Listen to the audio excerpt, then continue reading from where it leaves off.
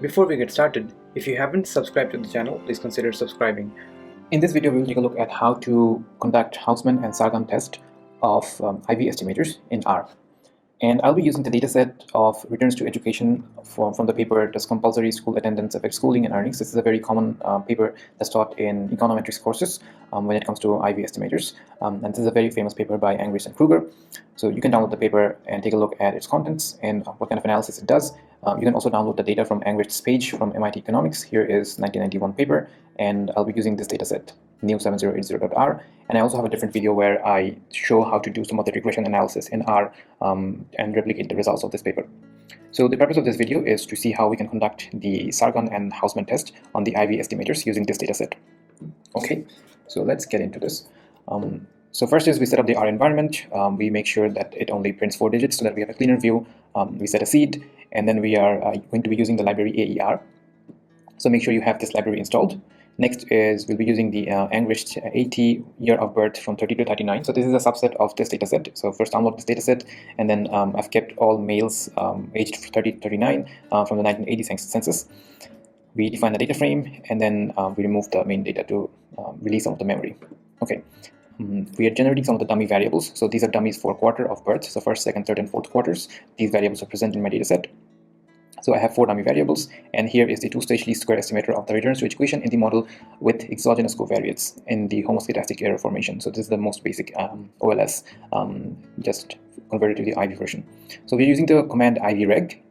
The dependent variable here is log of weekly wage, and in the independent variables we have education, we have year of birth treated as a continuous variable of factor.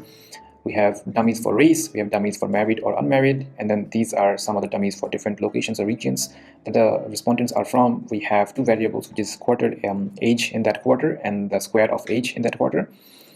And then we also have these other dummy variables. And because there's this pipe operator, this is basically the syntax so that we can start defining the instruments. And so Q1, Q2, Q3, these are our instruments. Notice that we are not using Q4 here, otherwise we'll fall into that dummy variable trap where we have more dummies than we can actually estimate. Okay, now once we run this model, we will have the results stored in this object IV_2, and then it's very easy to run diagnostics and these tests. We just bring the summary function and we just write diagnostics equals to true.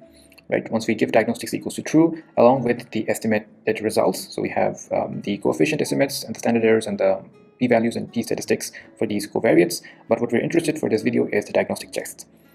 And here's the test of weak instruments. Here is Hausman test and here is Sargan test, and let's see how we can interpret the results of the Hausman and Sargan test. So the Hausman test checks the null hypothesis that covariance of the covariates and the errors are 0. Okay, that is whether the regressors and errors are correlated, existence of endogeneity basically.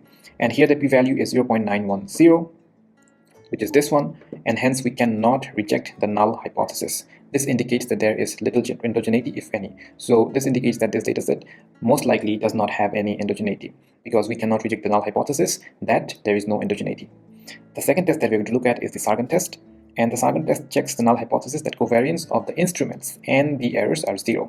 So the correlation between the instruments and the errors are 0. Rejection will indicate that at least one of the extra instruments in the model are not valid. Here we cannot reject the null as the p-value is 0.906. Hence we conclude that the instruments are valid as per Sargan's tests. Yeah, so that's it. It's very simple. You just run your IV model. In the summary command, you just set diagnostics equals to true, and that will show you the diagnostics of different tests. And it's very simple to interpret the p-values for the Hausman and Sargan test, and then interpret from there whether you can reject or accept these tests.